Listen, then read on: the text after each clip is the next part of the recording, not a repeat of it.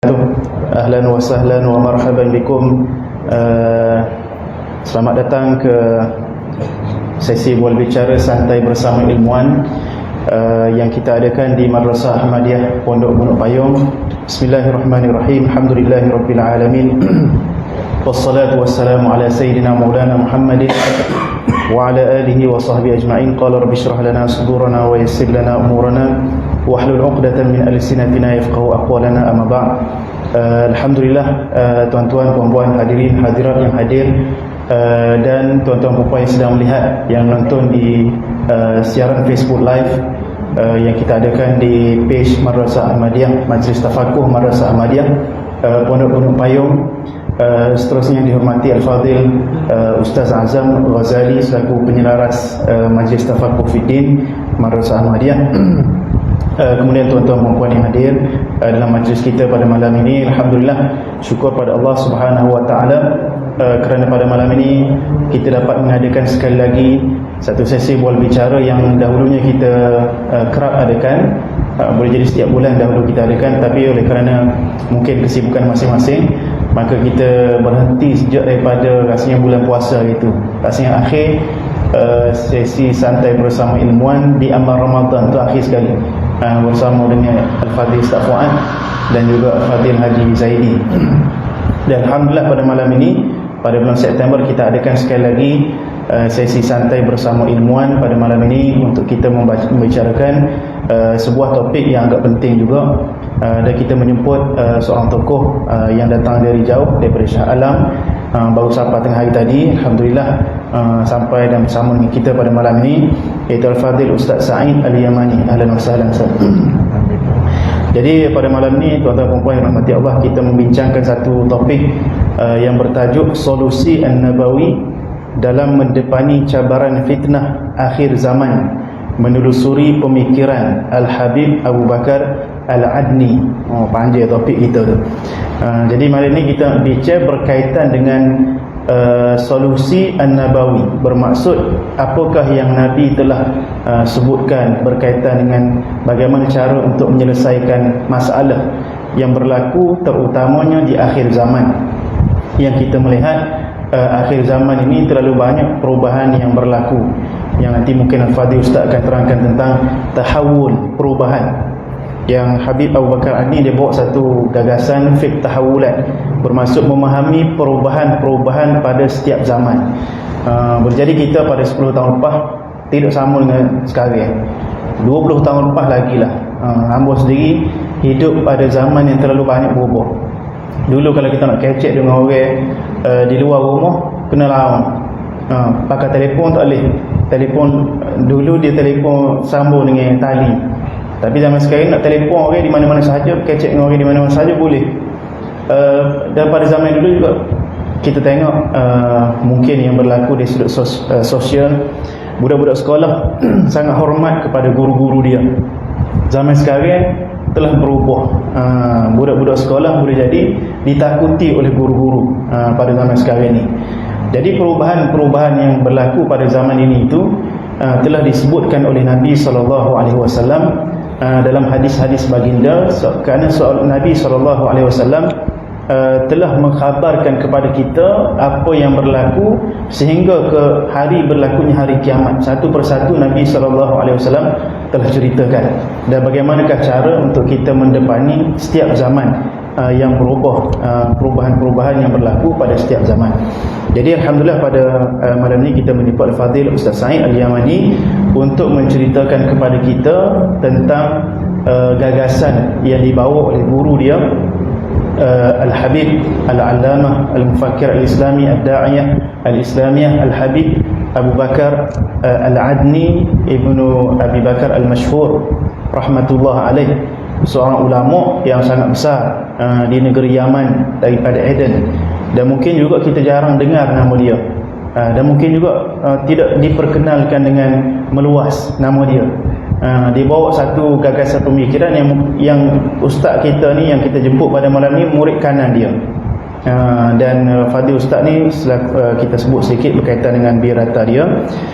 Fadhil Ustaz Sa'id pernah menuntut ilmu di Pondok Sik Kedah selepas daripada Mahat Muhammadi Kemudian dia menuntut ilmu di Ribat Said Ahmad bin Abdullah Al-Mahdar di Aden di Yaman, dan disitulah dia mengaji dengan Al-Habib Abu Bakar Al-Adni rahmatullah alaih. Habib kita, Habib ulama yang kita nak sebut ni baru meninggal sahaja lebih kurang sebulan lebih kalau tak silap. Jadi kita buat majlis ni pun bersempena dengan nak mengingati dia, ulama Yaman yang telah baru meninggal tu.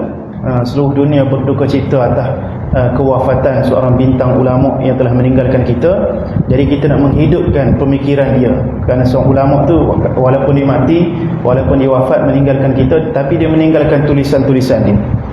Dia meninggalkan anak murid dia yang berjuang membawa ilmu yang disampaikan kepada seluruh umat.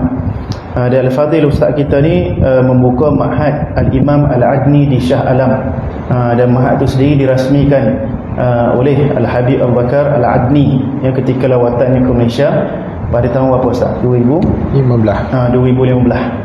Jadi insya-Allah tanpa melengahkan masa lagi, hamba ingin menjemput Al-Fadhil Ustaz mungkin untuk memperkenalkan sedikit berkaitan dengan Al-Habib Abu Bakar Al-Adni, kemudian menerangkan berkaitan dengan topik kita, iaitu solusi An-Nabawi atau An-Nubuwah dalam mendepani cabaran fitnah akhir zaman, mengikut menelusuri pemikiran Al-Habib Abu Bakar Al-Adni rahmatullah alaih. Jadi dengan segala hormatnya hamba mempersilakan, falyatafaddal mashkura minallahi ma'jura.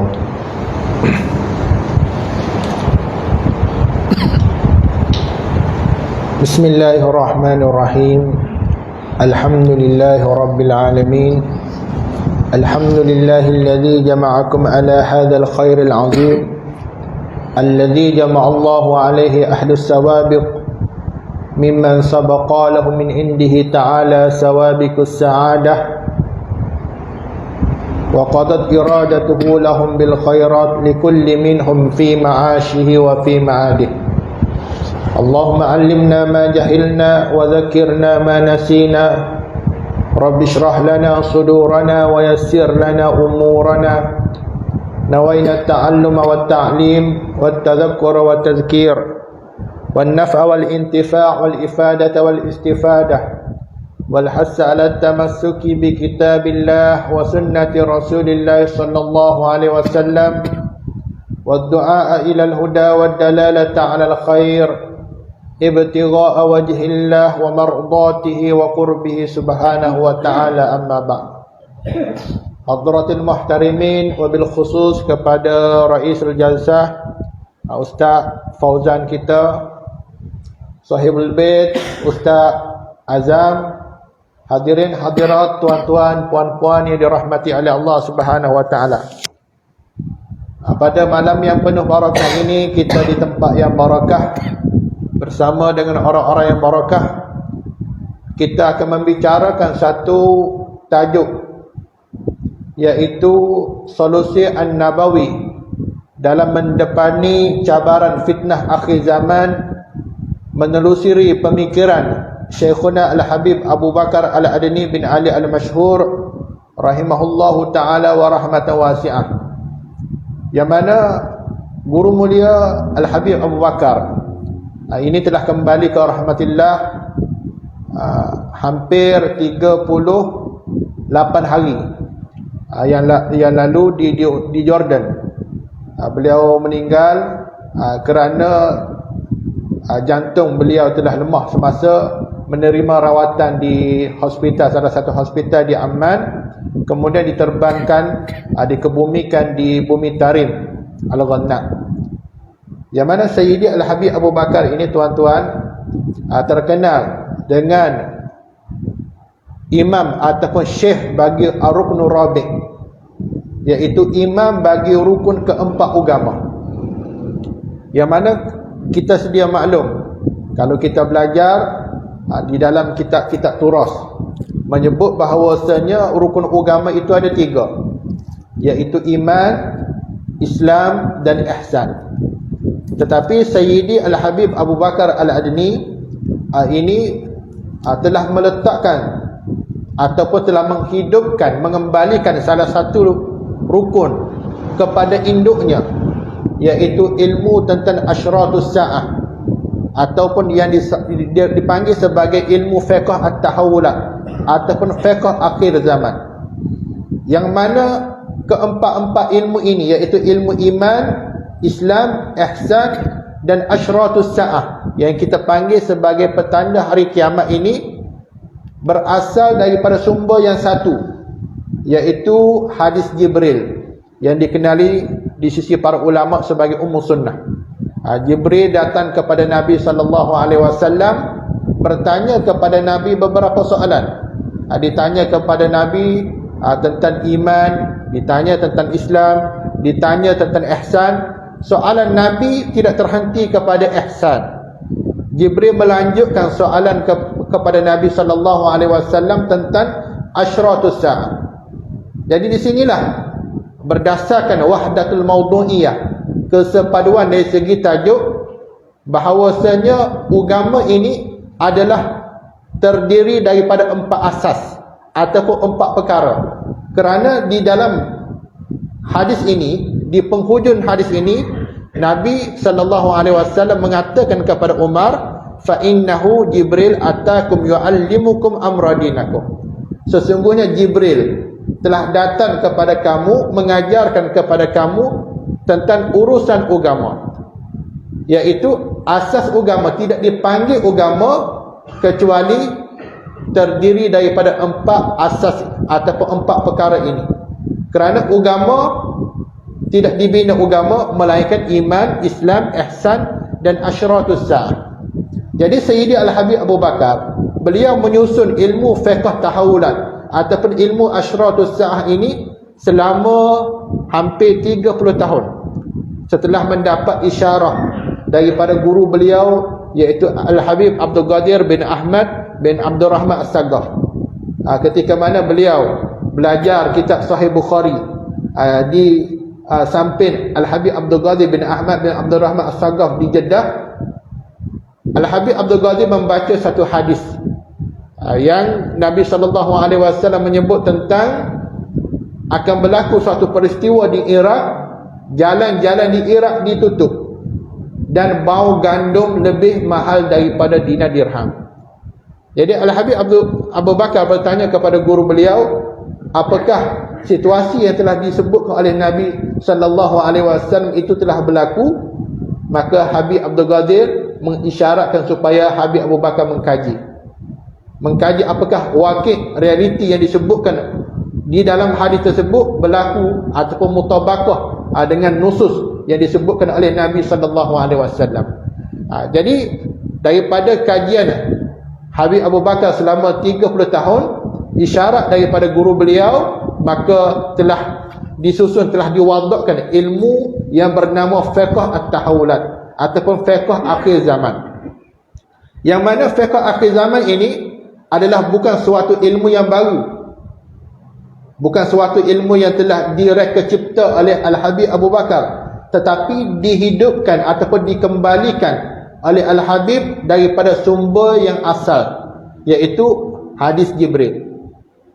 Yang mana sebahagian daripada para ulama meletakkan asyratus sa'ah ini bahagian daripada rukun yang ke-5 daripada arkanul iman, rukun iman. Rukun iman ada 6. Yang ke-5 iaitu beriman dengan hari akhirat. Jadi Sayyidi Al-Habib Abu Bakar Al-Adni memisahkan di antara beriman dengan hari akhirat dengan asyratus sa'ah, iaitu mengetahui tentang petanda-petanda hari kiamat adalah sesuatu yang berbeza. Kerana petanda hari kiamat berlaku sebelum daripada kiamat. Adapun hari akhirat bermula masyhad ataupun dipisahkan daripada berlakunya hari akhirat ataupun yaumul qiyamah, iaitu setelah daripada ditiup sangkakala yang pertama. Setelah ditiup sangkakala pertama, berlakunya fasa yang dipanggil sebagai hari akhirat. Adapun kita di dunia ini tidak dipanggil hari akhirat, dan kebanyakan daripada petanda-petanda hari kiamat ini tidak menjadi sesuatu yang ghaib, kerana telah berlaku sebelum daripada keberadaan kita di dunia dan sedang berlaku. yang sedang berlaku, dan kita mungkin bahagian daripada petanda hari kiamat. Ketika mana Sayyidi Al-Habib Abu Bakar menyusun ilmu fiqh tahawulat, ada sebahagian besar daripada ulama tidak bersetuju dengan metod Al-Habib Abu Bakar. Di antara yang tidak bersetuju ialah guru kita, iaitu Sultanul Ulama Habib Salim bin Abdullah bin Umar Asy-Syatiri. Tetapi Habib Abu Bakar mengukuhkan pendalilan ataupun istinbat, penghujahan bahawasanya ilmu fiqh tahawulat bahagian daripada arkanuddin, dengan mengatakan bahawasanya tidak disebut para ulama-ulama terdahulu ilmu asyratus sa'ah ataupun ilmu fiqh tahawulat bahagian daripada agama kerana ada sebab-sebab yang menghalang daripada ilmu tersebut telah dizahirkan. Dan ia sebenarnya pemberian ataupun kefahaman ilmu fiqh tahawulat ataupun kita sebut sebagai ilmu petanda akhir zaman ini adalah anugerah yang Allah Subhanahu wa taala bagi kepada Habib Abu Bakar. Tidak menunjukkan bahawasanya ketika mana Al-Habib Abu Bakar menyusun ilmu fiqh akhir zaman ataupun disebut sebagai fiqh tahawulat, ini menunjukkan bahawasanya Habib Abu Bakar ini lebih baik ataupun lebih afdal daripada para ulama-ulama yang terdahulu. Ulama-ulama terdahulu menyusun ilmu arkanuddin 3 sahaja, iman, Islam, ihsan. Tiba-tiba Habib Abu Bakar mengatakan ada 4. Tetapi tidak bermakna peletakan ilmu fiqh tahawulat ataupun penyusunan ilmu fiqh tahawulat sebagai arkanuddin yang keempat menunjukkan Habib Abu Bakar lebih afdal daripada ulama-ulama yang lain ataupun lebih alim daripada ulama-ulama yang lain. Tidak. Tetapi anugerah yang Allah Subhanahu wa taala bagi ataupun kefahaman yang Allah Ta'ala bagi kepada Habib Abu Bakar ini tidak kita kata adalah sesuatu yang tidak dapat dihalang. Terkadang ada sesuatu yang umat terdahulu tidak dapat faham, tapi umat yang kemudian dapat faham. Ada sesuatu yang umat terdahulu faham, umat yang terkemudian tidak dapat faham. Jadi contoh kita kata bahawasanya generasi kita, orang tua ni, kita ini ada anak kita ni terkadang ada sesuatu ilmu yang anak kita lebih tahu daripada ayah dia. Tidak menunjukkan anak itu lebih afdal daripada ayah dia. Sebagai contoh tentang gadget, tentang komputer. Budak-budak sekarang ni lebih pintar, lebih hebat daripada ayah dia tentang teknologi berbanding dengan anak-anak, berbanding dengan bapak-bapak dia. Tidak menunjukkan si anak lebih hebat, lebih afdal daripada si bapa. Di sana ada musallamat. Ketika mana Nabi Daud alaihissalam dan Nabi Sulaiman, Nabi Daud dan Nabi Sulaiman ditanya oleh kaum mereka tentang suatu kambing, ataupun kita kata segerombolan kambing telah memakan ladang-ladang, buah-buah di ladang. Jadi kaum mereka bertanya tentang bagaimana untuk mereka meminta fatwa ataupun meminta hukum daripada nabi-nabi mereka, Nabi Daud dan Nabi Sulaiman. Nabi Daud ni ayah kepada Nabi Allah Sulaiman. Disebutkan di dalam Al-Quran, wa Dawud wa Sulaiman idh yahkumani fil harthi idh nafashat fihi ghanamul qaum wa kunna li hukmihi syahidin. Ketika mana Nabi Daud dan Nabi Sulaiman ditanya oleh kaum mereka tentang binatang-binatang yang makan daripada ladang-ladang mereka, bagaimana kita nak berhukum, nak menghukumi binatang-binatang tersebut, maka Nabi Allah Daud memberikan hukum kepada kaum mereka supaya kambing-kambing yang memakan ladang-ladang ataupun mazra'ah, kebun-kebun ini, diambil binatang tersebut dibagi kepada sahibul kebun tersebut, dibagi kepada tuan kebun. Binatang yang makan ladang, buah-buah, tanaman ini, diambil binatang tersebut, diserahkan kepada tuan punya ladang tersebut sebagai ganti kepada kerosakan buah-buah yang terdapat di ladang tersebut. Tetapi Nabi Allah Sulaiman, anak kepada Nabi Allah Daud, dia memberi hukum yang lain. Iaitu Nabi Allah Sulaiman mengatakan kepada kaum mereka yang bertanya soalan tersebut, mengatakan supaya kambing-kambing tersebut diserahkan kepada tuan punya kebun hanya sementara sahaja. Sementara kebun-kebun yang telah dirosakkan itu kembali subur kembali, maka tuan punya kebun ini boleh mendapatkan hasil daripada kambing tersebut. Boleh ambil susu, boleh menggunakan manfaat daripada bulu-bulu kambing, boleh mengambil manfaat daripada anak-anak kambing yang keluar daripada kambing-kambing tersebut. Lalu Allah Subhanahu Taala mengatakan fafahamna Sulaiman. Allah Taala memberi kefahaman kepada Nabi Allah Sulaiman berbanding ayah dia. Hukum yang diberikan Nabi Allah Sulaiman itu lebih tepat daripada apa yang telah dikeluarkan oleh ayah dia, iaitu Nabi Allah Daud. Jadi dul fahmi, dan barunya kefahaman itu tidak menunjukkan afdal seseorang tersebut. Tidak menunjukkan afdal. Ini masalah kefahaman yang Allah Subhanahu Wa Taala bagi kepada kepada Habib Abu Bakar. Allah Taala bagi kepada Habib Abu Bakar untuk menghidupkan ilmu fiqh akhir zaman ini di tangan beliau.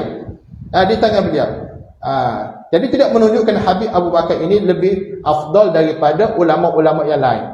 Ada Habib Abu Bakar sebut bahawasanya ilmu ini yang ulama mengatakan bahawasanya ilmu asyratus sa'ah ataupun ilmu fiqh tahawulah ini bahagian daripada rukun yang kelima daripada arkanul iman.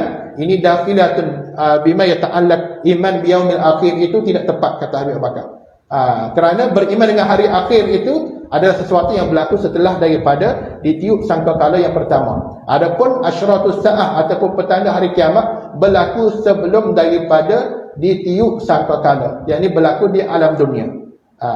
Dan adapun disebutkan, ada ulama mengatakan disebutkan asyratus sa'ah ini di akhir hadis Jibril setelah daripada iman, Islam, ihsan, iaitu di dalam bab zikrul khas ba'dal am. Dan Habib Abu Bakar mengatakan tidak. Ini sebenarnya bukan dalam masalah bab zikrul khas ba'dal am. Ini adalah masalah ilmu yang munfasil. Ilmu yang munfasil, yang ilmu ini akan zahir di akhir zaman, walaupun ilmu itu ada di dada-dada para ulama, para salaf, tetapi ilmu ini dihidupkan ataupun dipelajari ilmu ini setelah daripada mereka, iaitu orang Islam mempelajari ilmu Islam, iman dan ihsan. Setelah itu barulah mengkaji ataupun mempelajari ilmu tentang fiqh tahawulah. Jadi tuan-tuan yang dirahmati oleh Allah Subhanahu Wa Taala, ilmu fiqh tahawulah ini adalah suatu ilmu yang cukup penting di akhir zaman ini, dan wajib untuk kita mengizharkan ilmu ketika mana umat berhajat kepada suatu solusi untuk menghadapi situasi ataupun masalah fitan yang muncul di akhir zaman. Disebutkan oleh Nabi sallallahu alaihi wasallam, idza la'ana akhir hadhil ummah awwalaha. Ataupun dalam riwayat yang lain Nabi sebut idza zaharatil fitan wa subba ashabi. Apabila telah melaknat orang-orang yang terkemudian akan orang-orang yang dahulu. Ataupun disebut dalam riwayat lain, apabila telah zahirnya fitnah dan dicela para sahabat aku, faman kana indahu ilmun. Barang siapa yang ada padanya ilmu, falyuzhiru, maka hendaklah dizahirkan. Jadi kenapa Nabi SAW memerintahkan kepada umat ini supaya menzahirkan ilmu ketika mana berlakunya tahawul, perubahan, dicela orang-orang yang as-sadrul awal, orang generasi yang pertama daripada kalangan orang Islam, orang kemudian mari cela ulama-ulama ataupun generasi as-salaf, dan telah apabila berlakunya situasi fitnah dan dicela para sahabat Nabi, maka ilmu ini hendaklah dizahirkan. Jadi kenapa ilmu ini perlu dizahirkan? Kata Al-Habib Abu Bakar, kerana sya'an ilmu ini ialah mu'alajah. Sya'an ilmu ini adalah mengubati akan tahawul ataupun perubahan yang berlaku. Kerana sesuatu ilmu, apabila kita, sesuatu perkara apabila kita mengubati sesuatu perkara ini tidak berdasarkan mu'alajah ataupun ilaj yang sesuai, maka sesuatu itu tidak akan terubat. Tidak akan menjadi sembuh sesuatu yang sakit apabila tidak disediakan ubat yang sesuai dengan sakit tersebut. Fa inna katimal ilmi yawma idzin, kata Nabi, kerana sesiapa yang menyembunyikan ilmu ketika itu sebagaimana kakatima ma undila ala Muhammad, sebagaimana dia menyembunyikan ilmu yang diturunkan kepada Nabi Muhammad. Jadi apakah ilmu yang perlu dizahirkan ketika mana berlakunya situasi, keadaan, berlakunya fitnah? Telah dicela para sahabat Nabi, generasi-generasi yang terkemudian melaknat generasi-generasi yang terdahulu. Apakah ilmu yang perlu dizahirkan? Apakah ilmu iman ataupun ilmu Islam ataupun ilmu ihsan? Ilmu iman, Islam dan ihsan ini ilmu yang telah zahir dalam kalangan kita dan tak perlu nak dizahirkan. Yang perlu dizahirkan ialah ilmu yang tersembunyi. Ilmu yang tersembunyi kemudian barulah dizahirkan. Sesuatu benda yang telah muncul, telah nyata dalam kalangan kita, maka benda itu tak perlu kita nak munculkan kembali. Yang perlu dimunculkan benda yang tersembunyi. Maka kata Habib Abu Bakar, ilmu yang perlu dizahirkan ketika mana berlakunya situasi keadaan umat dalam keadaan zahirnya fitnah, kekacauan, keributan, ialah ilmu tentang fitan. Istishhad daripada hadis Nabi SAW daripada Abu Hurairah radhiyallahu taala anhu, Nabi kata Abu Hurairah kata hafiztu min Rasulillah sallallahu alaihi wasallam wi'ain, aku telah mendapatkan daripada Nabi sallallahu alaihi wasallam dua kantung ilmu. Fa amma ahaduhuma fa basastuhu, salah satu daripada dua kantung ini aku telah sebarkan. Yani ilmu ini telah didapat oleh sekalian umat ini, iaitu merujuk kepada ilmu iman, Islam dan ihsan. Wa ammal akharu, adapun ilmu yang dalam kantung yang kedua ini, falau basastuhu, kalau disebarkan lakuti ahadal bulum, akan dipancung leher aku. Jadi apakah ilmu yang berada dalam kantung yang kedua kalau disebarkan oleh Abu Hurairah, maka nescaya nyawa dia dalam keadaan diancam. Iaitu kata Ibn Hajar Al-Asqalani, ilmu tersebut ialah ilmu tentang asma'ul munafikin wal fitan, nama-nama orang munafik dan fitnah. Iaitu ilmu yang berkaitan dengan fitnah, yang berkaitan dengan asyratus sa'ah.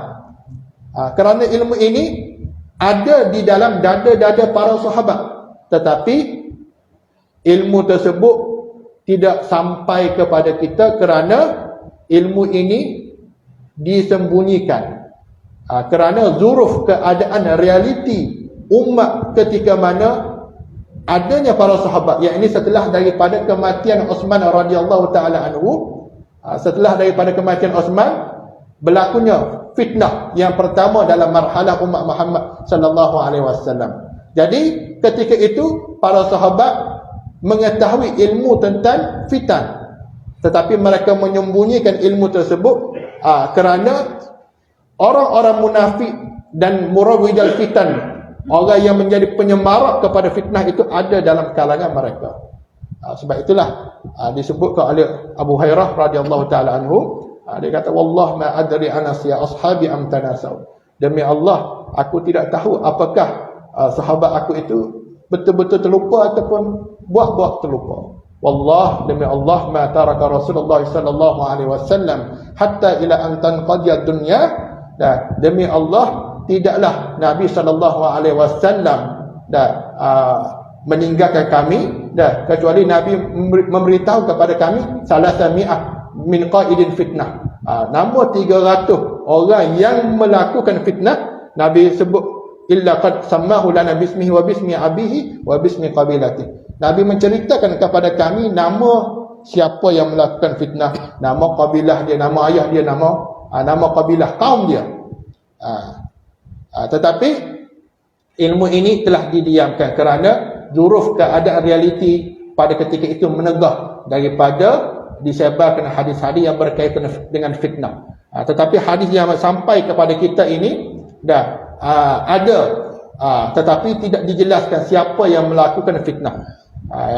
Diriwayatkan dengan sirah mabni alal majhul, disebutkan fi'il, tidak disebutkan fa'il, disebutkan perbuatan, tidak disebutkan pelaku dia siapa. Karena apabila disebutkan pelaku, orang yang meriwayatkan hadis tersebut akan diancam, dibunuh, dizalimi.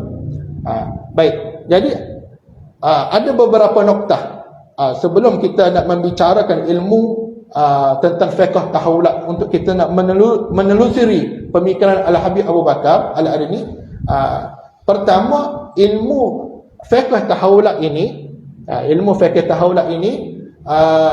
dia tidak ketika mana Nabi SAW menyebut tentang fitan, Nabi SAW menyebut tausiful hal, keadaan, situasi, apa yang akan berlaku.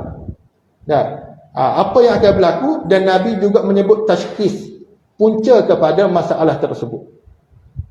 Nabi telah memberi pembayang keadaan-keadaan yang berlaku kepada umat.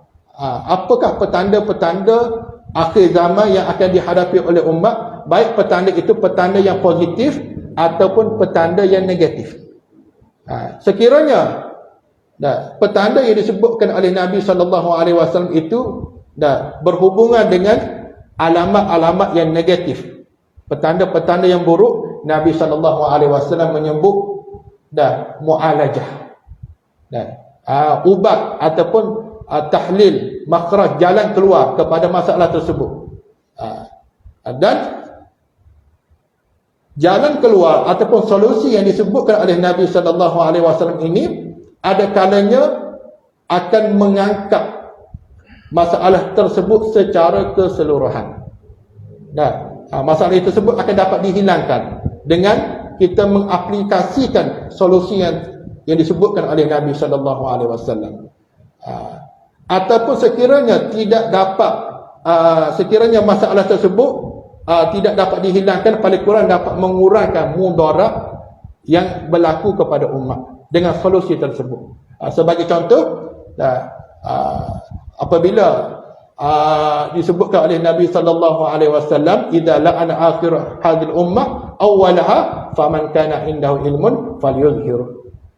Maka dengan menzahirkan ilmu ini dapat menghilangkan, dapat menghapuskan kesesatan ataupun mudarat yang berlaku kepada umat Muhammad sallallahu alaihi wasallam. Ataupun kalau tidak mudarat ini tidak berlaku, tidak dapat dihilangkan secara total, paling kurang dapat dikurangkan mudaratnya kepada umat ini. Sebagai contoh, Nabi SAW menyebut idza ra'aitan syuhan muta'an, apabila kamu melihat situasi umat itu penyakit kikir, umat ketika itu penyakit kikir ditaati, wa hawan muttaba'an, dan hawa nafsu itu diikuti, wa dunya mu'taratan, dan dunia itu dilebihkan, wa ijaba kulli dhi ra'yin bi ra'yi. Manusia ketika itu, situasi keadaan umat berjalan kagum dengan pandangan mereka masing-masing. Nabi kata fa'alaika bi khaisati nafsik, maka hendaklah kamu menjaga diri kamu. Walaupun mudarat dalam kalangan umat, muskilah dalam kalangan umat itu tidak dapat dihilangkan secara total, paling kurang kita perlu jaga diri kita ataupun keluarga kita. Itu noktah yang pertama. Noktah yang kedua, ilmu akhir zaman ataupun ilmu fiqh tahawulat ini tidak berhubungan dengan hukum hakam, tidak berhubungan dengan wajib, tidak berhubungan dengan sunat, tidak berhubungan dengan fatwa. Dia berhubungan dengan akhlak. Dia berhubungan dengan mauqif. Dia ilmu fiqh tahawulat ini disusun untuk kita nak keluar, untuk mencari solusi daripada masalah yang berlaku. Bila Nabi SAW menyebut masalah dan mensifatkan situasi yang akan berlaku kepada umat di akhir zaman, Nabi mentashkhis, mendiagnosis masalah tersebut. Nabi memberikan jalan keluar kepada kita.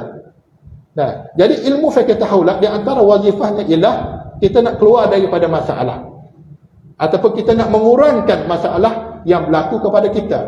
Tetapi kalaulah ilmu fiqh tahawulat ini dihubungkan dengan fatwa, dihubungkan dengan hukum hakam, di antara ad-daris, mereka yang belajar ilmu fiqh tahawulat, murid kepada ilmu fiqh tahawulat dengan ulama-ulama fuqaha. Ulama-ulama fuqaha dituduh ulama ini sebagai ulama dajjal, ulama sebagai ulama su, mengkritik tentang status hukum ini kerana contoh ada bila mana ulama-ulama mengeluarkan fatwa dan para mufti mengatakan vaksin itu harus. Jadi bila ilmu akhir zaman ini dihubungkan dengan hukum, maka berlaku pertembungan dengan para fuqaha. Dengan berlaku para fuqaha. Jadi akan menjadi sebenarnya ilmu fiqh tahawulah ini kita nak keluar daripada satu keadaan kepada keadaan yang lebih selamat.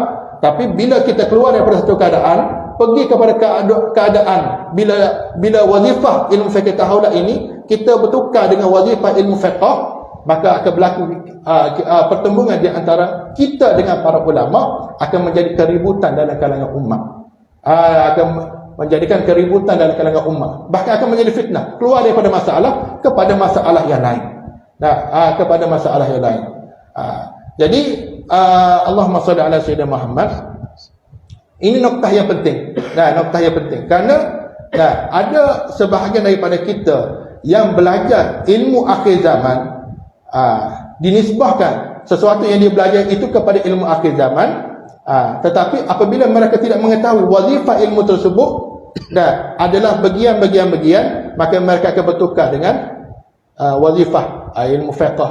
Wazifah ilmu fiqh isdarul ahkam. Tiba-tiba orang belajar ilmu akhir zaman juga nak keluarkan hukum daripada kajian-kajian ataupun pembelajaran dia berkenaan dengan asyratus sa'ah. Akan berlaku keributan dalam kalangan umat. Jadi Habib Abu Bakar di antara sebab beliau menyusun ilmu fiqh tahawulah ialah usaha beliau ialah untuk mentajdid agama ini.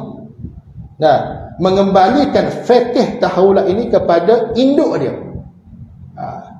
Apabila kita memahami syariat, menurut Habib Bakar kata, apabila kita memahami syariat mengikut wacana yang kita biasa dengar, kita akan melihat bahawasanya syariat ini difahami dalam kerangka yang terhad.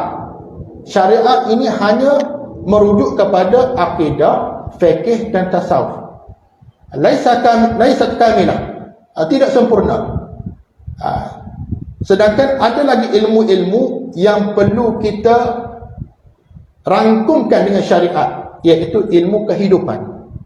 Ilmu kehidupan ini adalah bahagian daripada ilmu syariat, bahagian daripada agama.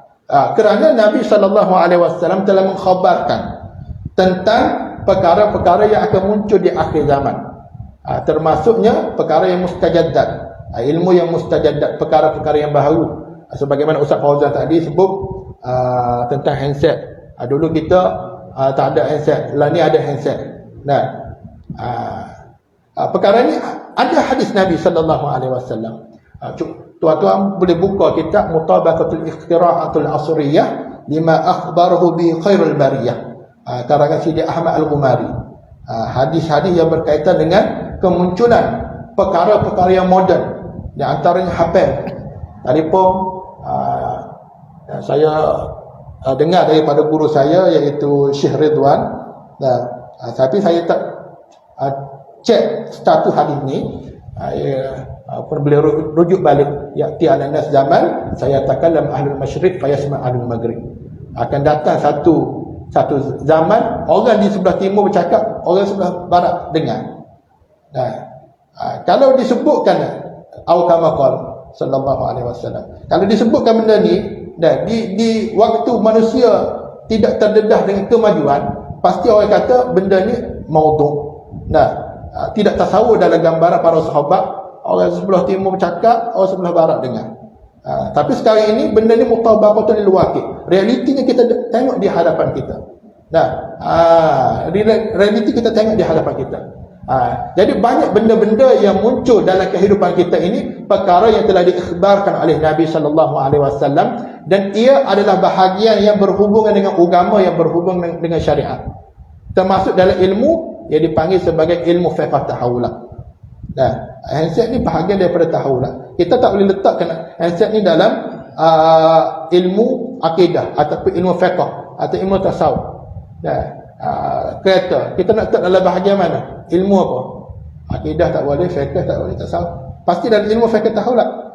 Nah, benda yang muncul dan benda ini telah diberitahu oleh Nabi SAW. Baik perkara yang muncul itu Nabi sebut secara tasrih ataupun secara talmih, secara jelas ataupun secara tersembunyi, disebutkan oleh Nabi SAW.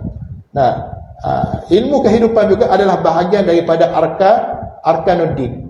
Nah, menurut Habib Abu Bakar, tetapi dia punya maratib ini tak samalah dengan martabat ilmu iman Islam di ihsan. Kerana peringkat ilmu iman Islam di ihsan ini adalah peringkat ilmu yang tertinggi di dalam syariat. Tertinggi dalam syariat. Nah, adapun ilmu kehidupan ini bahagian yang dipanggil sebagai ilmu al-mutaghayyirat. Ilmu al-mutaghayyirat. Jadi sebab itulah berkata ahli ilmu, dia kata menjadi fardu kifayah kepada kita dan untuk mempelajari setiap suatu bidang dan setiap suatu bidang yang berhajat umat kepadanya. Nah, Islam ini bukan hanya terhad kepada beriman kepada Allah, beriman kepada Rasul, beriman kepada malaikat, puasa, sembahyang. Kemudian apabila sakit, kita pergi kepada orang kafir, doktor. Dan apabila nak membeli, kita pergi kepada kedai orang kafir. Apabila berhajat kepada sayuran, kita pergi beli dengan orang kafir. Perlu ada daripada kalangan orang Islam menguasai bidang-bidang tersebut. Bidang-bidang tersebut. Orang Barat, dan apabila ini kata Habib, orang Barat bila mereka nak berjaya daripada kehidupan, mereka memisahkan ilmu kehidupan daripada agama. Faslud diyanah aniddin wad daulah. Orang Barat dia nak berjaya, dia memisahkan ilmu agama daripada kehidupan, daripada negara. Tetapi Islam datang ini bukan untuk memisahkan ilmu kehidupan daripada agama, tapi nak mengislahkan ilmu kehidupan di dalam agama. Jadi ilmu kehidupan ini sebenarnya bahagian daripada agama. Bahagian daripada agama yang disebutkan oleh Nabi SAW. Cumanya dia dalam martabat ilmu al-mutaghayyirat. Ini istilah dalam ilmu fikih tahawulah. Jadi bila kita sebut ilmu akhir zaman ini, dia bukan sekadar tentang kemunculan Imam Mahdi, tentang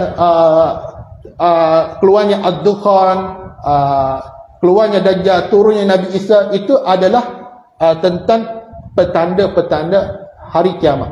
Tapi ilmu fikih tahawulah ini adalah ilmu yang lengkap. Satu ilmu yang tersusun, yang ada manhajnya, yang ada asas-asas qawaid dia, yang ada muntalaqatnya, ada prinsip-prinsip dia. Dia berbeza. Yang Habib Abu Bakar susun ini berbeza dengan apa yang disebutkan dalam kitab-kitab yang lain, kitab hadis yang berkaitan dengan hadis Abwabul Fitan. Tidak. Itu hanyalah tafasil. Habib Abu Bakar dalam membicarakan ilmu akhir zaman ini, dia meletakkan taksil, barulah tafasil. Meletakkan taksil, ada manhajnya. Bukan kita nak cerita tentang Dajjal, Imam Mahdi gini bla bla bla bla, tanpa ada disiplin dia, tanpa ada manhajnya, tanpa ada kaedahnya. Bila kita berbicara sesuatu tanpa ada disiplin, maka perbicaraan kita itu akan tersasar. Jadi Allahumma salli ala sayyidina Muhammad wa ala alihi wasallam. Jadi ketika mana sebab tajuk ni tajuk yang membicarakan tentang solusi An-Nabawi dalam menghadapi cabaran fitnah akhir zaman.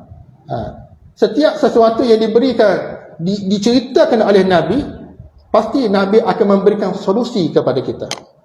Dan solusi inilah kita berhajat. Berhajat. Kita dalam ilmu fikih tahawulah ini, solusi ini kita ambil daripada nas. Bukan ambil daripada i'lam. Sebab kita tengok ta'rif ilmu fikih tahawulah wal fahmu syar'i lima jara wa yajri min sunanit taghayyurati wal mutaghayyirati. Kefahaman daripada syarak, daripada nas. Dan manusia ini apabila berhadapan dengan situasi, dengan sesuatu perkara, kita akan melihat Kalau orang agama, dia akan melihat sesuatu itu dengan syarat. Dia akan melihat sesuatu itu sama ada Islam ataupun i'lam. Nah, kalau umat Islam, apabila berlaku kepada mereka situasi di sekeliling mereka ini, maka mereka merujuk kepada Islam. Apa Islam kata tentang perkara tersebut? Adapun cara orang kafir, mereka akan melihat kepada i'lam, kepada media sosial. Nah, itu ummatul i'lam, kita ummatul Islam. Contoh berlakunya penyakit wabak berjangkit, pasti kita akan tengok sebabnya penyakit-penyakit ini daripada kebersihan, daripada binatang, begini-begini. Itu i'lam. Tapi Islam kata apa? Lam tazharul fahishah fi qaumin qattun hatta yu'linu biha. Tidak zahir fahisyah. Fahisyah kekejian di dalam sesuatu kaum hatta yu'linu biha, sehingga kekejian itu diiklankan. Kalau dulu kita nak iklankan sesuatu ni di mana? Di pasar, di tempat ramai orang berkumpul. Di mana? Di pasar, di luar masjid. Sekarang ni tempat orang berkumpul selain di pasar, di mana? Di jalan raya dah, di dalam handset. Kekejian itu diiklankan. Bila situasi itu berlaku, Allah Ta'ala akan timpakan kepada umat ini penyakit at-ta'un, penyakit wabak berjangkit, wal aujah, kelaparan allati lam takun qad madat fi aslafihim, penyakit-penyakit yang tidak pernah dikenali oleh orang dahulu. Jadi dalam kita apabila kita mempelajari ilmu fiqh tahawulat, maka apabila kita berinteraksi dengan wakil, dengan realiti yang berlaku di keliling kelalan kita, kita tengok apa agama kata. Apa agama kata tentang perkara tersebut. Sebab itulah Nabi SAW tidak meninggalkan kita kecuali Nabi menceritakan apa yang akan berlaku kepada umat. Dalam hadis Amr bin Akhtar al-Ansari, kan Nabi duduk dengan para sahabat lepas daripada sembahyang subuh. Nabi menceritakan daripada subuh sampailah kepada maghrib, bima kana wa bima huwa kainun, perkara yang telah berlaku dan akan berlaku. Fa akhbarana bima kana wa bima huwa kainun, diceritakan secara terperinci kepada para sahabat. Kepada para sahabat. Cumanya di marhalah istiqra, marhalah Nabi Muhammad sallallahu alaihi wasallam, hadis-hadis tentang fitnah, hadis-hadis tentang akhir zaman itu sahabat terima. Tetapi sahabat tidak menyebutkan dengan fitnah. Kerana zaman tersebut bukan zaman fitnah, zaman istiqrar, zaman yang mana Nabi ada dalam kalangan mereka. Nabi ada dalam kalangan mereka. Cumanya hadis-hadis tentang fitnah ini, para sahabat dilupakan oleh Allah Subhanahu Wa Taala. Hikmahnya, kata Habib Abu Bakar, supaya mereka tidak bersibuk-sibuk dengan fitnah sebelum tiba waktunya. Sebab itulah ada hadis-hadis Nabi sebut secara jelas, ada hadis-hadis Nabi sebut secara simbol sahaja. Hadis-hadis yang berkaitan dengan simbol ini, sahabat akan faham hadis tersebut bila benda tersebut berlaku di hadapan mereka. Itu dipanggil sebagai tausiful hal.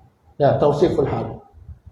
Ketika mana Nabi SAW sebut, man najah min salasin faqad najah, siapa yang berjaya daripada 3 perkara maka dia akan berjaya.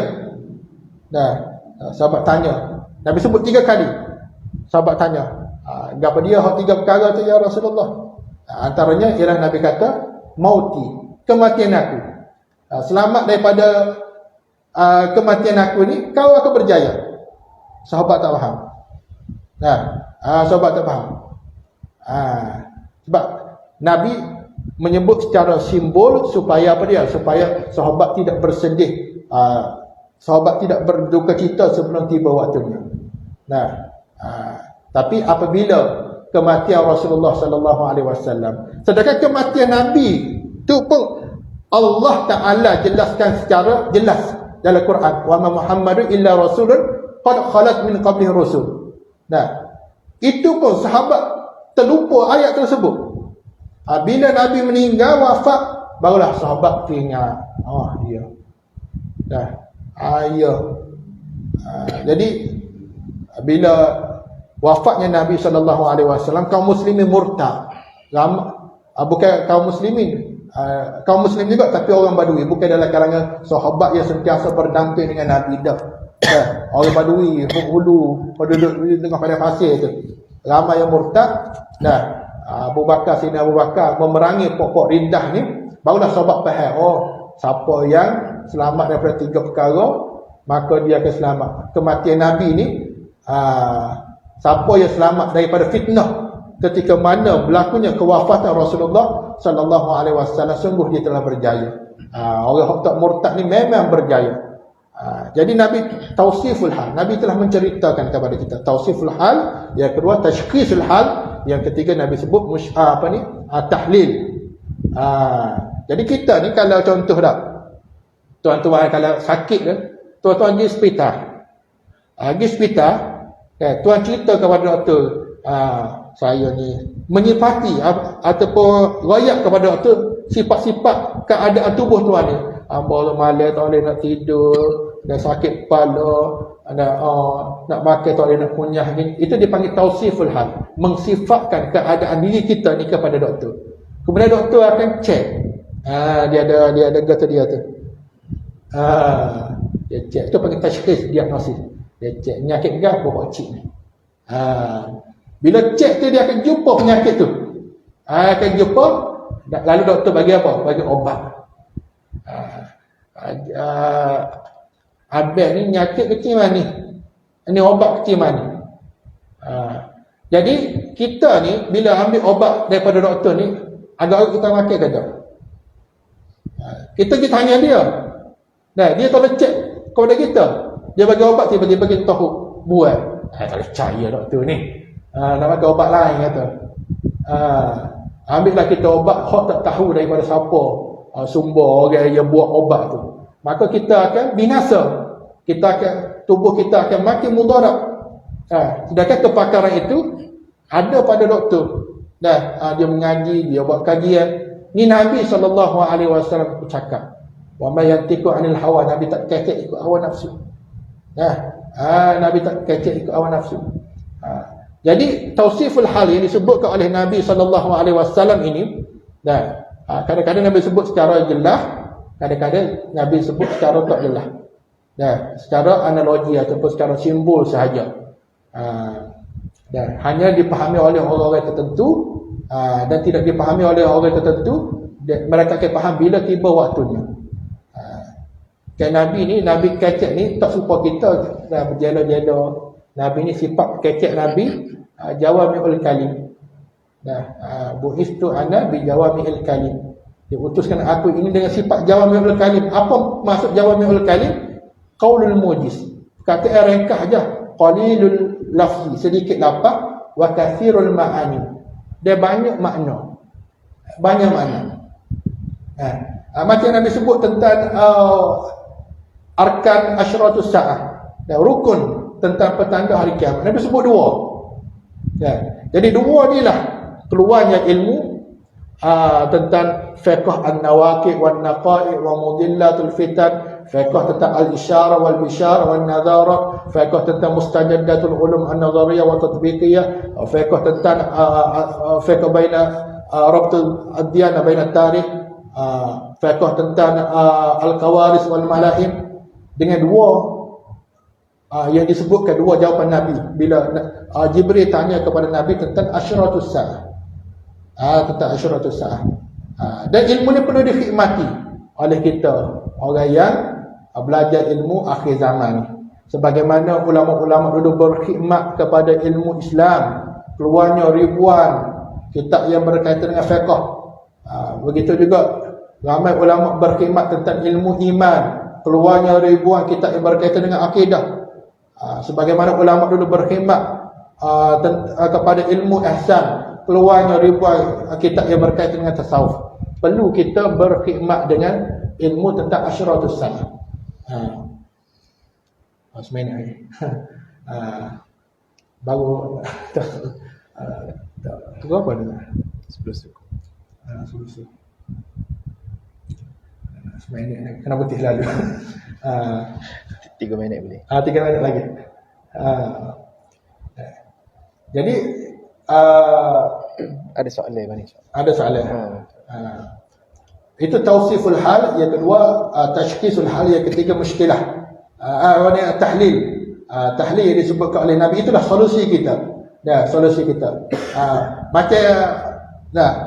Bila Nabi SAW menyebut tentang asabakum da'ul umam, akan menimpa kalian penyakit umat-umat yang terdahulu. Penyakit ini akan mencukur agama kalian sebagaimana kalian mencukur bulu-bulu kalian. Sahabat tanya, ini tausif daripada Nabi, tausiful hal. Sahabat tanya, apakah penyakit tersebut, penyakit umat terdahulu? Nabi kata al-baghdha wal hasad. Al-baghdha, penyakit kemarahan dan hasad. Ini penyakit daripada kurangnya ataupun kelompongan umat dalam aplikasi ilmu tasawuf, ilmu tentang maratibus suluk. Kemudian Nabi kata, ala adullukum idza fa'altumuhu tahabbtum. Apakah kamu mahu aku ceritakan kepada kamu satu benda yang kalau kamu buat, kamu akan saling kasih, mengasihani antara satu sama lain? Ini obat dia ni. Afshus salam bainakum. Sebarkan salam di antara kamu. Ini ubat dia. Ubat dia. Sebarkan salam, yakni al-muslimu man salimal muslimuna min lisani wa yadihi. Kita berhajat kepada assalam, bukan semata-mata lafaz assalam. Salam kadang-kadang kita bagi kepada musuh kita, kita mengupak dia, kita tikam belakang dia. Tapi nak kepada makna assalam. Makna assalam, kita berhajat kepada salam, kita doa dengan Allah Ta'ala. Allahumma antas salam wa minkas salam wa ilaika ya'udus salam fahyina rabbana bisalam wa adkhilna jannata daras salam. Minta assalam. Jadi apakah makna salam? Salam ialah maknanya secara kulasahnya ialah jaga lidah saudara kita selamat daripada lidah kita dan tangan kita. Nabi menceritakan keadaan umat akan ditimpa dengan penyakit yang berpunca daripada kurangnya penghayatan dan aplikasi dalam ilmu tasawuf. Macam Nabi cerita tentang marhalah al-wustaiyah. Marhalah kita ni marhalah al-wustaiyah. Al-wusta' ni dari segi bahasanya itulah apa ni buih, lagi istilahnya iaitu satu marhalah lepas daripada jatuhnya Uthmaniyah hingga kepada sebelum kemunculan Imam Mahdi. Itu marhalah al-wustaiyah. Nabi kata tada'a Allahumma shalli ala an tada'a al-umamu kama tada'a al-akalatu ala qas'atiha. Hampir-hampir kamu diratah sebagaimana diratah makanan di atas talam. Sahabat tanya, siapa yang meratah? Nabi kata al-yahud wan nasara, orang Yahudi orang Kristian. Sahabat tanya, amin killatun nahnu ya Rasulullah, ketika tu kita ni pokok kita ni sikit ke? Nabi kata la, antum yawma idzin kasir, mu pada ketika tu banyak, walakinnakum usaun ka usa'is sil, kamu ketika itu seumpama buih. Nabi mentasbihkan kita sebagaimana buih di waktu banjir. Sifat buih ni apa sifat buih? Wajah syabahnya, buih ni walaupun banyak tapi mudah dipecah-pecahkan, mudah dikonyokkan, mudah dihapuskan. Kita umat Muhammad banyak, orang kita banyak, tapi mudah dipecahkan oleh kumpulan-kumpulan tertentu, parti-parti tertentu, persatuan tertentu. Bawa politik Islam tapi makin berpecah. Politik Islam ni ia berpecah bersatu. Hak Nabi bawa hijrah Nabi daripada Mekah ke Madinah dah. Kaum Aus dan Khazraj ribu tahun gaduh, bergocah, bergomor. Dengan politik Nabi bersatu. Kita bawa politik siasah hizbiyah syaitaniyah. Hak dah bersatu dah, berpecah, hak pecah makin berpecah-pecah. Kita mudah dipecah-pecahkan. Yulqa alaikum alwahan, menimpa kepada kamu penyakit al-wahan, iaitu hubud dunia wa karahatul maut. Ini penyakit daripada kekurangan ataupun kurangnya penghayatan kita dalam ilmu tasawuf, tak belajar ilmu tasawuf. Cinta kepada dunia, takut mati. Ini sifat mazmumah. Walaupun kita kalau mengaji sekadar qawaid ilmu tasawuf tapi tak ada penghayatan, maka gitulah keadaan umat ni, dipecah-pecahkan. Cinta dunia, takut mati. Ini di antara bahagian solusi yang disebutkan oleh Nabi SAW. Banyak. Tidaklah Nabi SAW menyebutkan keadaan berlaku kepada umat bagian-bagian kecuali Nabi sebut cara untuk nak keluar daripada masalah tersebut. Allah Subhanahu wa taala. Jazakumullah khairan pada Fadil Ustaz. Jadi sebenarnya banyak lagi Ustaz nak cerita tu, tapi yang mau minta maaf, minta izin pada Ustaz kerana kita mungkin terus kepada sesi yang seterusnya, iaitu sesi soalan. Dan Ustaz boleh terangkan lagi lah secara lebih panjang lebar dalam sesi soalan ini. Jadi bila Ustaz sebut berkaitan dengan ilmu fiqh tahawulat ni, kita ambil daripada wahyu, daripada nas, daripada Al-Quran dan Sunnah. Jadi Nabi SAW telah sampaikan kepada kita tentang apa yang akan berlaku dan termasuk juga apa yang berlaku pada hari ini. Jadi kita pada hari ini kadang-kadang keliru, banyak sangat benda-benda viral, benda-benda yang isu semasa yang kita kadang-kadang tidak tahu benda ni Nabi pernah sebut ke tak pernah sebut. Benda ni Nabi ajar ke cara nak mendebani ke lagu mana. Jadi mungkin Ustaz bolehkan sebut beberapa contoh tu, dan nak sebut satu contoh yang mungkin Ustaz boleh bagi jawapan. Berkaitan dengan ada setengah kumpulan yang mendakwa dirinya berilmu, mendakwa diri ustaz tapi suka mengatakan orang, mencaci, menghina, bergaduh sama sendiri, berdebat sama sendiri. Dia kadang-kadang bercakap dengan takabur dan sebagainya. Jadi dia menisbahkan diri daripada ilmu kepada ustaz, tapi dirinya sendiri itu tidak mencerminkan agama. Jadi adakah Nabi SAW pernah sampaikan sesuatu terkait perkara ini? Dia sudut tausihnya, tashkhisnya, hululnya dan sebagainya.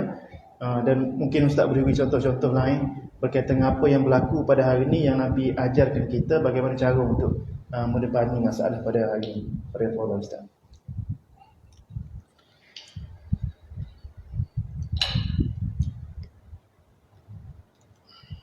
Di antara wazifah ilmu fiqh tahawulat ni, dia nak jaga ilmu as-sawabi. As-sawabi ni istilah yang merujuk dalam ilmu fiqh tahawulat, istilah yang merujuk kepada ilmu iman, Islam dan ihsan. Sebab ilmu-ilmu ini akan rosak di akhir zaman. Siapa yang merosakkan ialah hak bawa hummalul ilm, hak bawa ilmu iman, Islam dan ihsan. Jadi ilmu fiqh tahawulat ini di antara wazifahnya ialah menjaga ilmu sawabi daripada dirosakkan. Dan kenapa ilmu fiqh tahawulat ini tugasnya ialah menjaga ilmu as-sawabi? Kerana Nabi SAW dah khabarkan akan berlaku, akan muncul di akhir zaman tentang kumpulan-kumpulan ataupun individu-individu yang menisbahkan kepada ilmu, berpakaian sebagaimana ahli ilmu, tapi dialah yang telah merosakkan ilmu. Kerana ilmu ini, kalau kita belajar ilmu fiqh tahawulat, kita akan tahu dengan siapa yang perlu kita ikut, dengan siapa yang kita perlu ibtiak jauh. Nabi SAW menyebut yahmil hadzal ilma min kulli khalafin udul. Ilmu agama ini akan dibawa daripada setiap generasi oleh orang-orang yang adil. Apabila menyebut al-ilma, iaitu merujuk kepada ilmu agama. Apa dia ilmu agama? Iman, Islam, ihsan dan asyaratus sa'ah. Siapa yang membawanya ialah orang-orang yang adil. Yahmil hadzal ilma min kulli khalafin, yakni merujuk kepada min kulli khalafin. Hadzal ilma iaitu merujuk kepada tasalsul, orang yang ada sanad ilmu. Pertama, sebelum kita nak ikut siapa-siapa, pastikan guru ataupun ulama yang kita ikut tu ada sanad ilmu. Dia belajar daripada guru kepada gurunya kepada gurunya. Kerana orang yang tidak ada sanad ilmunya, maka ilmu dia akan celaru. Sedikit rahmat dan barakah pada ilmu dia. Sebab kita berhajat kepada barakah. Kita mengaji ni untuk menenangkan hati kita. Apabila kita ni ambil daripada guru bertalaki, maka keberkahan daripada orang salaf, guru-guru kita atau guru kepada guru kita akan turun kepada orang yang terkemudian. Sebagaimana Habib Abdul Ghadir mengatakan, idza tahara adnaha tahara a'laha. Apabila yang bawah ni bergerak, yang atas pun bergerak. Wasbih ni, kita kuih tu, atas pun kuih akan menarik juga. Yakni keberkahan, rahmat daripada para pendahulu, para aslaf kita akan turun kepada orang yang terkemudian. Apabila orang yang kemudian ini irtibat, ada rabitah dengan gurunya, gurunya ada rabitah dengan gurunya. Itu yang pertama. Kerana agama ini dibawa oleh orang yang ada sanad ilmunya, min kulli khalafin udul, oleh orang yang adil. Bukan sekadar ada sanad saja, pastikan Dan guru kita itu yang kita nak ikut adalah orang yang adil. Adil ni maksudnya apa? Adilnya ialah orang yang lisannya jauh daripada caci maki. Orang yang ada sanad pada sudut tazkiyah dan suluk. Akhlak dia juga sebagaimana akhlak para ulama-ulama yang rabbani.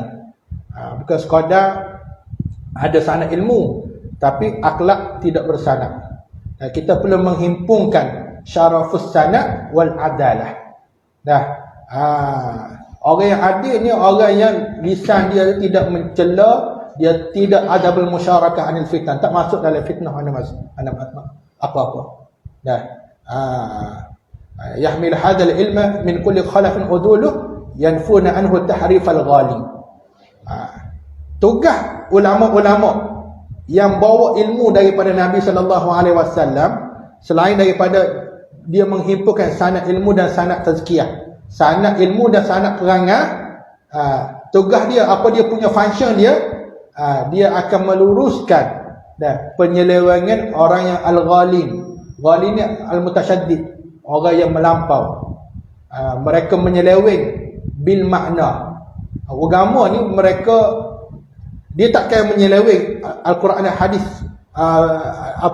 bil kitabah sebagaimana orang-orang Yahudi, Bani Israel. Tapi dia menyeleweng dengan makna. Tiap lagu lain dia royak makna lain ala hasabi fikrati wa aqli, ikut kepala otak dia. Jadi tugas ulama-ulama yang hak di akhir zaman ni, yang perlu kita ikut. Kita kena tengok sifat dia ni. Dia akan meluruskan penyelewengan orang-orang yang al-ghalin, yang melampau. Kerana agama ni adalah manhaj yang sederhana, tak melampau, tidak terlalu longgar. Kita nak ikut ulama yang sederhana, ala namatil awsat.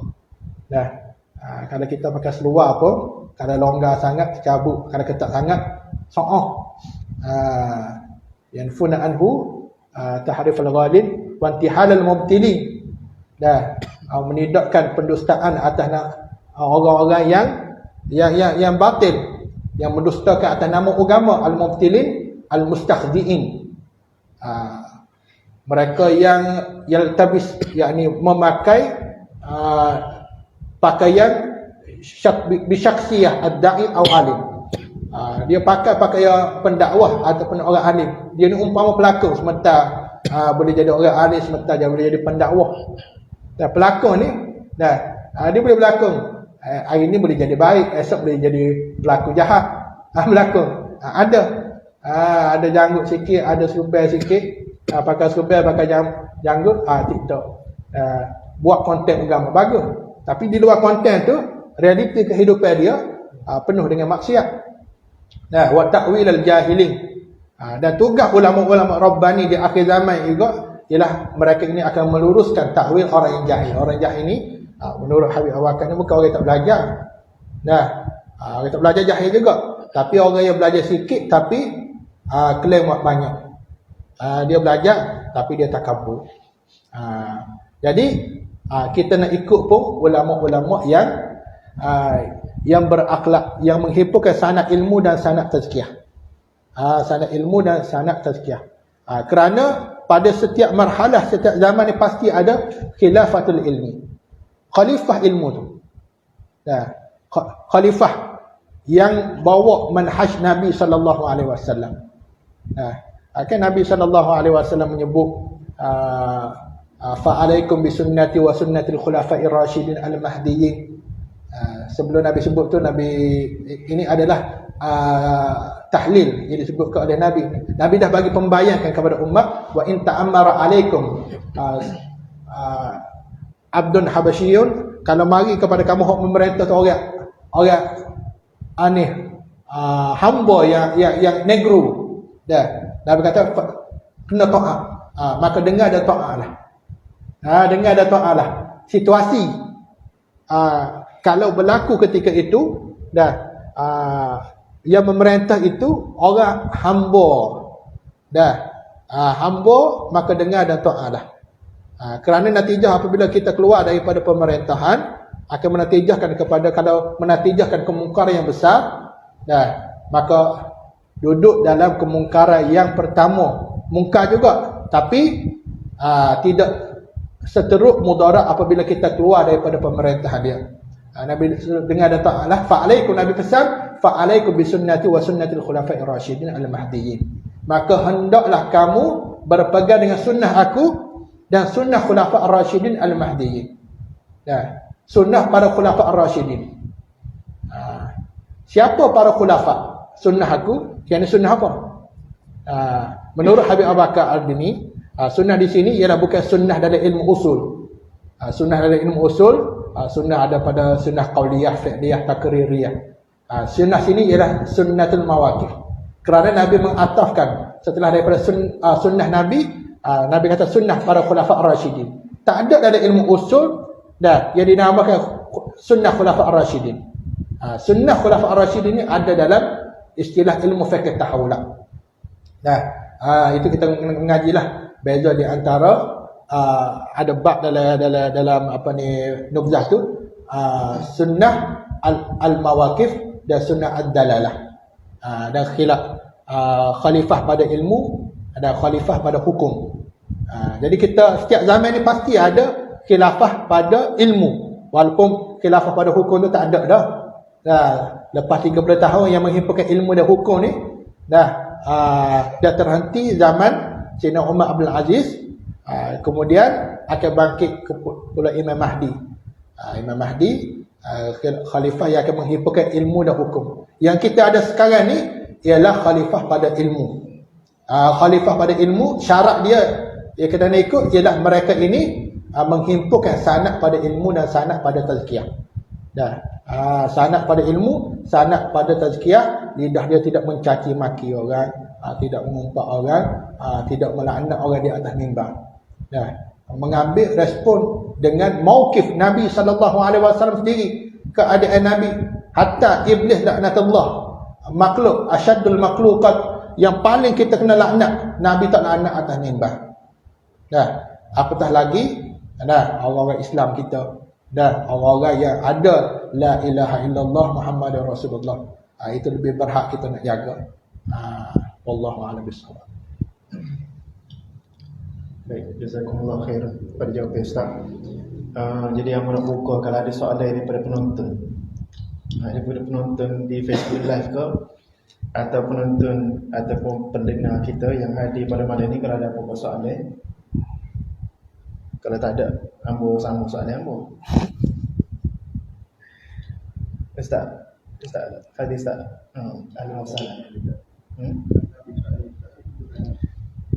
Okey, soalan kepada ambo sendiri Ustaz. Kita tengok hari ni ramai orang berminat untuk membaca teori konspirasi itu lebih banyak daripada berminat daripada baca hadis-hadis Nabi berkaitan dengan akhir zaman. Jadi kalau kita cerita yang Nabi kata akhir zaman akan berlaku, dia tak jejak mana. Lagi-lagi kalau kita mengaji fiqh tahawulat pula, terlalu banyak istilah-istilah terms-terms yang teknikal sangat. Jadi oleh kerana fiqh tahawulat ni antara wazifah dia ialah tajdid fiqh dakwah, untuk memperbaharui cara penyampaian agama. Jadi apa pandangan Ustaz, macam mana cabaran kita nak memperkenalkan ilmu ni kepada ustaz-ustaz di sudut permulaan dia, lepas tu kepada masyarakat awam lepas tu. Cabaran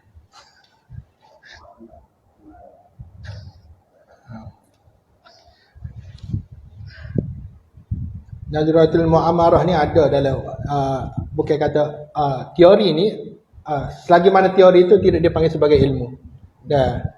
Benda boleh ihtimal benar ataupun tidak. Mu'amarah, konspirasi ni.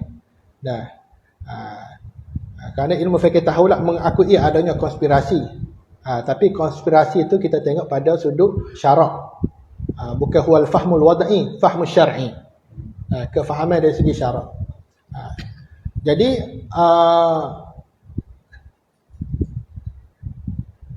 konspirasi ni sudah ada, bukan sekadar di zaman kita sekarang ini, tetapi semenjak daripada penciptaan makhluk yang pertama, manusia yang pertama, Nabi Adam AS, bagaimana konspirasi iblis untuk menggagalkan Nabi Adam AS ni, dia nak berseteru dengan Allah Subhanahu Wa Taala supaya tidak menjadikan Nabi Adam ini sebagai khalifah.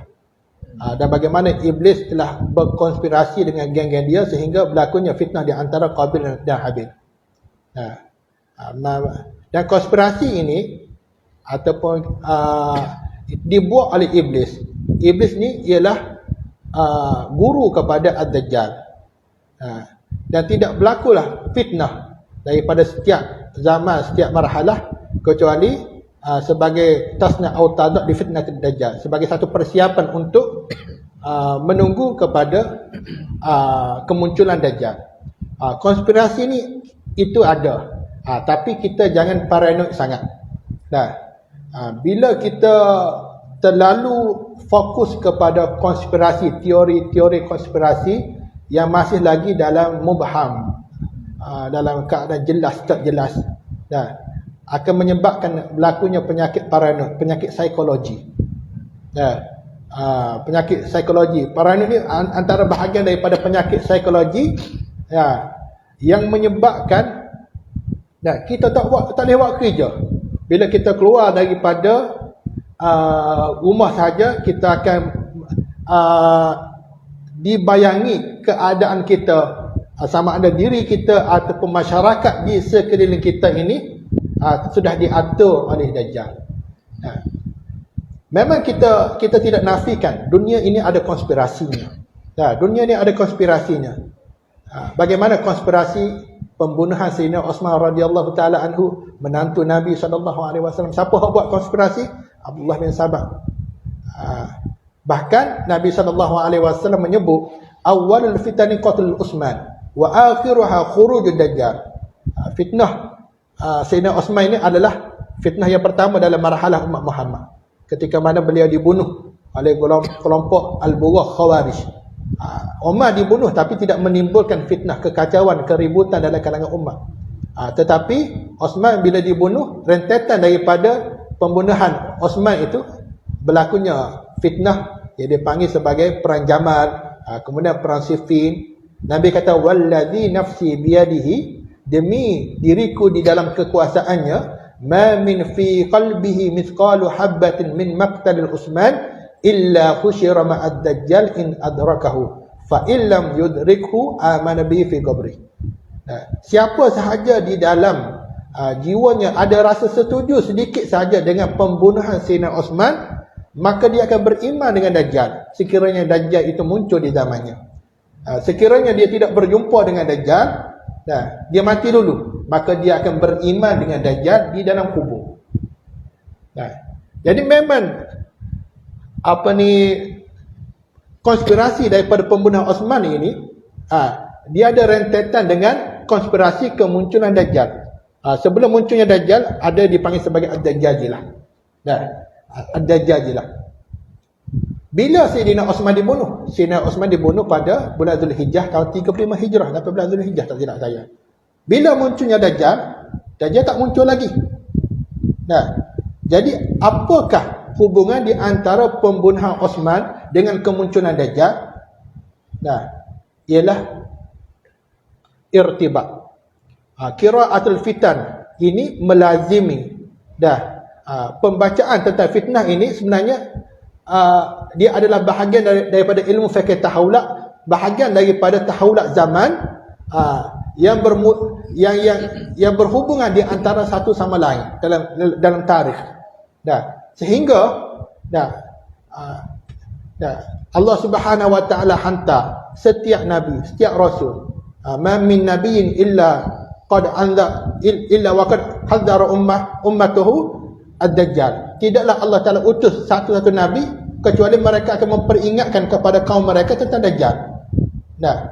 Apakah nabi-nabi terdahulu tidak tahu Dajjal ni akan muncul di zaman Nabi Muhammad, dalam penghujung marhalah Nabi Muhammad sallallahu alaihi wasallam? Kenapa nabi-nabi terdahulu menceritakan tentang Dajjal kepada kaum mereka? Sesuatu yang kaum mereka tidak akan berjumpa dengan si Dajjal tersebut. Ini yang disebut sebagai Ad-Dajjajilah.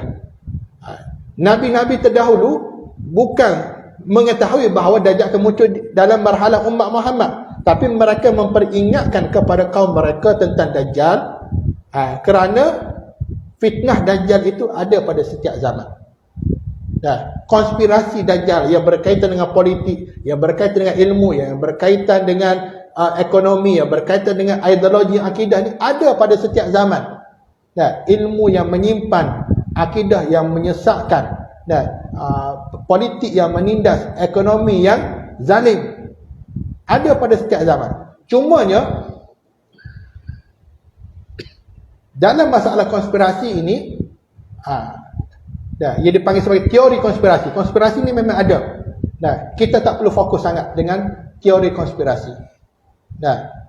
Kita lebih kepada mubadarah, persiapan kita bagaimana untuk menghadapi konspirasi tersebut. Memang Yahudi Kristian ni memang merancang konspirasi dahulu lagi. Kalau kita disibukkan dengan konspirasi mereka, tak terkerja buatlah kita. Kita fokuskan kepada perkara-perkara as-sawabit, iman, Islam dan ihsan. Belajar ilmu akidah, fikih dan tasawuf, maka secara automatiknya walaupun sehebat mana konspirasi yang dibuat oleh musuh-musuh Islam, maka kita, bila kita dah ada samarah bagi ilmu fikih tahawulat. Di antara samarah ilmu fikih tahawulat ialah nak jaga ilmu sawabit. Wazifah ilmu fikih tahawulat nak jaga ilmu sawabit. Bila kita dah kemah ilmu akidah, fikih dan tasawuf, kita ada samarah bagi ilmu fikih tahawulat, iaitu ahlus sabat. Kita akan menjadi orang yang sabat. Marilah konspirasi besar mana sekali mana pun, kita tidak akan tergugat. Tidak tergugat. Di kiri kanan belakang depan kita ramai ada orang murtad Dajjal ada dalam kalangan kita. Orang ahli sabat, bila dia ada samarah bagi ilmu fikih tahawulat, maka dia tidak dirosakkan dengan konspirasi musuh. Sebab itulah ketika mana Nabi SAW naik atas Jabal Uhud, ada Abu Bakar, ada Umar, ada Uthman, tiba-tiba farajafa bihim, gunung Uhud tu bergegar. Gunung Uhud ni Allah Ta'ala jadikan dia sebagai gunung ni, wal jibala autada, wali autak gunung Uhud tu, autak tetap, tiba-tiba farajafa bihim, bergegar. Nabi kata usbud Uhud, tetaplah kamu Uhud, fa innaka alaika nabiyyun wa siddiqun wa syahidan, kerana di atas engkau ada nabi, ada siddiq dan ada dua orang yang syahid. Yang ini isyarat daripada hadis ini, seolah-olah Nabi bagi tahu setiap kali ada perubahan, konspirasi musuh yang menggegarkan dunia, ahli sahabat dia tidak akan terkesan. Ahli sahabat dia tidak akan terkesan. Orang duduk pondok, orang duduk mengaji 24 jam. Adakah dia cara tentang konspirasi telah merencan, yang telah direncanakan oleh musuh, dengan kepok dengan apa. Mereka terkesan ada. Sebab apa? Mereka istighal, sibuk dengan ilmu. Sibuk dengan ilmu yang memberi manfaat, ilmu yang jelas. Tinggalkan ilmu yang tak jelas tu. Tinggalkan ilmu yang tak jelas. Jadi pesanan saya tu, bukan kata kita tak cara langsung kepada konspirasi. Jadi kita kena bagi keutamaan kepada ilmu sawabit dulu. Ilmu sawabit, di samping belajar ilmu fikih tahawulat yang jelas, tinggalkan perkara yang tak jelas. Wallahu a'lam bishawab. Masya-Allah. Jawapan yang sangat tuntas daripada Ustaz. Jadi berasa tak ada soalan ni. Kadang-kadang soalan lagi kita pukul 11 tak ada lagi ni. Jadi alhamdulillah, terima kasih mengucapkan kepada Al-Fadhil Ustaz Said kerana berkira dalam tempoh selama lebih kurang sejam setengah ni, Al-Fadhil Ustaz telah menzahirkan, kita kata, setitik lautan ilmu daripada ilmu Al-Habib Abu Bakar Al-Adni, dan daripada tulisan-tulisan yang sekian banyak, ilmu-ilmu sangat banyak dicurahkan, masih banyak lagi benda yang kita perlu pelajari. Jadi marilah kita, tuan-tuan dan puan dirahmati Allah, sama-sama kita pelajari ilmu fiqh tahawulat. Walaupun sebenarnya tak lama orang mengajar ilmu ni, mengaji kau korang, yang mengajar korang, mengaji kau korang. Jadi sama-samalah kita menekuni ilmu ni bersama dengan Fadil Ustaz, ataupun ada Syekh Nizam Nias. Syekh Nias yang mengajarkan, dan para asatizah kita yang mengajarkan ilmu berkaitan dengan akhir zaman. Jadi pada akhirnya mengucapkan terima kasih sekali lagi kepada tetamu kita yang hadir, Fadil Ustaz Said, dan kepada semua yang hadir di madrasah pada malam ini, dan semua yang menonton rancangan kita ni, buat bicara santai bersama ilmuwan kita pada malam ini. Mudah-mudahan kita semua mendapat manfaat daripada perkongsian kita pada malam ini, dan menambahkan semangat untuk kita menuntut ilmu, supaya kita terutama ilmu fiqh tahawulat, mudah-mudahan kita terselamat daripada fitnah akhir zaman, insya-Allah. Jadi saya rasa setakat itu dulu untuk malam ini. Kita sama-sama tangguhkan majlis kita dengan tasbih kafarah dan surah Al-As. Subhanallah wa bihamdihi, asyhadu an la ilaha illa anta, astaghfiruka wa atubu ilaik. Assalamualaikum warahmatullahi wabarakatuh.